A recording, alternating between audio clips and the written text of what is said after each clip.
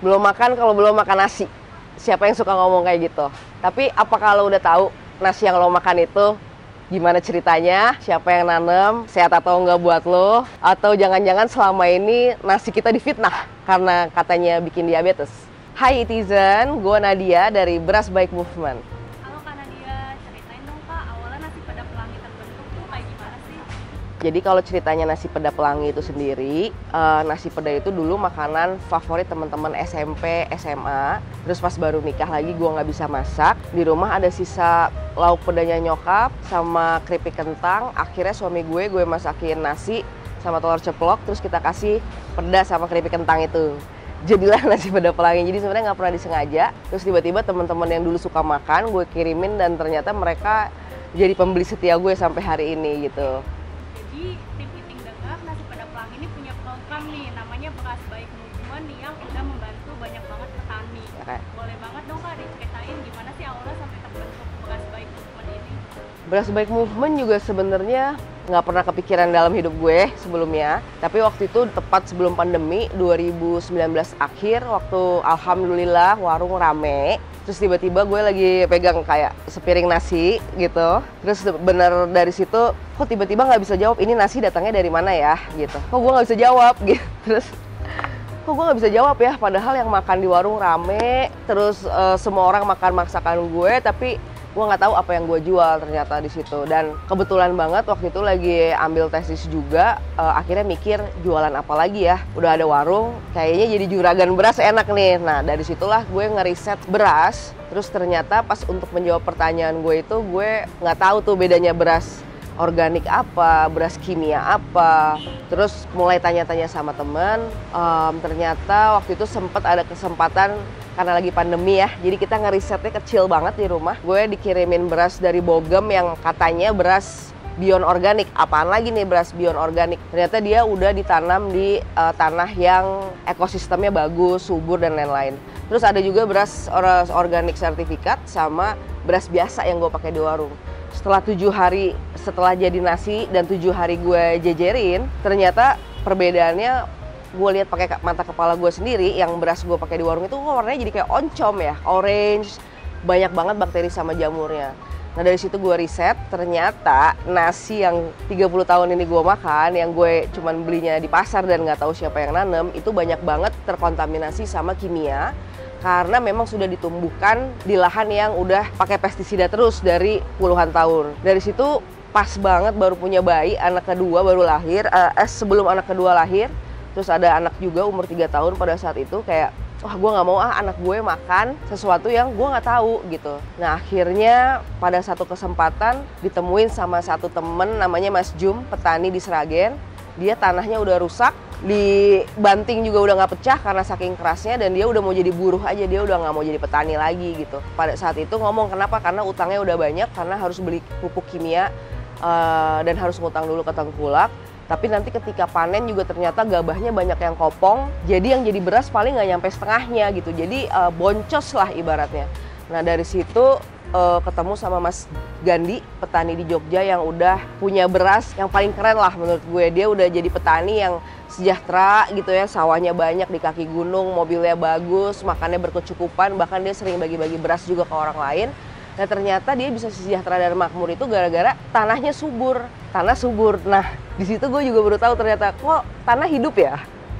Jadi 30 tahun nginjek-nginjek tanah, nggak pernah sadar juga kalau sebenarnya tuh di dalam tanah banyak banget ekosistem, banyak banget semesta lain yang memang tuh bakteri-bakteri kecil dan lain-lain yang sebenarnya tuh manfaat banget buat apa yang kita makan. Jadi gue menyimpulkan pada saat itu beras baik adalah gue berniat nih untuk belajar lebih dalam soal tanah dan beras dari sepetak sawah yang Mas Jum udah mau tinggalin gitu. Tapi dengan satu syarat, Mas Jumnya juga jangan jadi buruh, tapi kita belajar juga nanem, tapi nggak usah beli pupuk kimia dulu deh.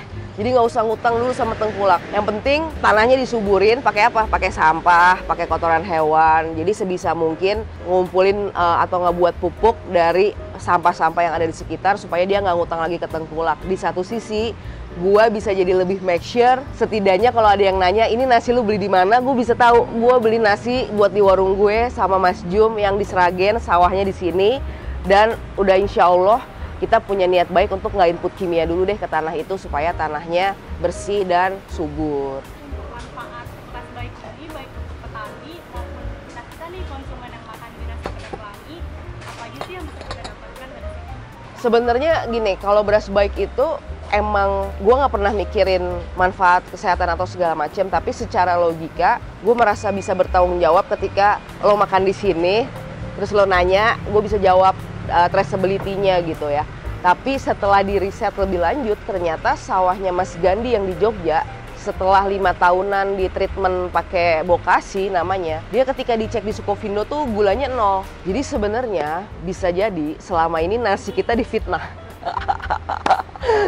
Gimana difitnah? Karena katanya penderita diabetes di Indonesia sangat tinggi. Akibatnya karena gula yang ada dalam nasi. Karena orang Indonesia makan nasi sehari 3 kali. Tapi pertanyaan gue balik lagi, apakah lu udah bener-bener kenal sama nasi yang lo makan? Apakah lu udah tahu bahwa sebenarnya ada nasi yang nggak ada gulanya gitu? Terus kita udah salah kaprah nyari jalan keluar kayak ada nasi porang atau konyaku dan lain-lain untuk alternatif yang nasi yang sehat. Tapi ternyata nasi kita yang selama ini kita makan aja kita belum kenal sama mereka gitu. Jadi sebenarnya manfaatnya bisa jadi dia lebih sehat. Bisa jadi juga dia bisa membantu kesuburan tanah juga, karena sebenarnya kalau kita nanam tanaman dengan cara yang baik, udah pasti juga tanahnya bisa berkelanjutan. Terus udah pasti yang tumbuh di atasnya juga bikin badan kita jadi sehat. Otomatis yang makan kalau sehat dia bisa bekerja dan menjadi manusia yang memanusiakan yang lain gitu. Jadi sebenarnya dari makan nasi yang emang sering banget kita makan, kalau nasinya bener, insya Allah bener nggak sih dunianya juga gitu. Oke, tadi manfaatnya buat konsumen mungkin dia lebih sehat ya. Tapi buat petani juga sebenarnya semenjak niat baik itu karena udah nggak ada tengkulak di tengah-tengah kita, jadinya kalian yang makan di warung tuh sama aja membeli beras mereka tuh 5.000 lebih mahal per kilonya. Jadi sebenarnya dari kesejahteraan petani dia juga meningkat. Terus tadi dari tanahnya juga subur dan dari konsumennya juga lebih sehat sih. Jadi sebenarnya semuanya tuh bisa merasakan manfaat dari beras baik ini. Setelah mereka sepakat untuk oke deh kita coba nih nggak input kimia lagi. Terus setelah mereka panen pertama tuh kita cuma bisa beli berasnya 50 kilo sebenarnya pada saat itu. Tapi sekarang karena warung juga udah makin rame, pandemi juga udah alhamdulillah lumayan kelar. Sekarang kita bisa beli berasnya dia tuh per bulan 500 kilo, yaitu setengah ton.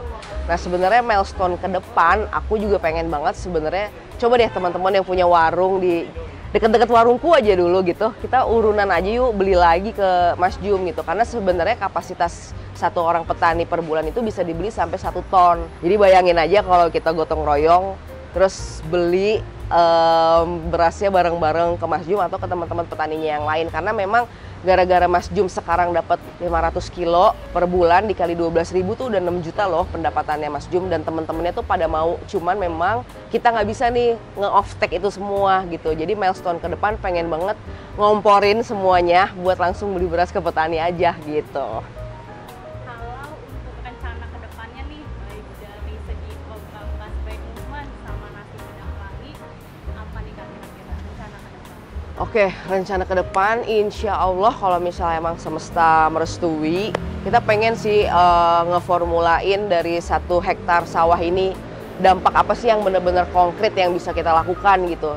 Contohnya, kalau misalnya kita tidak input kimia lagi terhadap tanah yang sudah puluhan tahun terkontaminasi, apa perbedaan dari nutrisi berasnya misalnya atau kandungan manfaat berasnya, itu kita akan melakukan research di situ. Dari segi kesejahteraan petani juga, ketika misalnya kita tidak input kimia lagi dan setelah beberapa musim tanam, apakah benar produktivitasnya naik 1,5 kali lipat dari yang sebelumnya. Jadi otomatis petani sebenarnya bisa panen lebih banyak gitu. Itu kita juga akan nge-research itu. Jadi dampak konkret dari ekonomi dan sosial petani, dan dampak konkret dari kandungan beras, dan satu lagi dampak konkret terhadap kelestarian alam sih, karena seperti yang kita tahu sekarang ya banyak isu global warming, krisis iklim, dan aku rasa mah itu bukan omongan jauh ke depan lagi, tapi memang kayaknya sih kita sudah menghadapi itu sekarang gitu.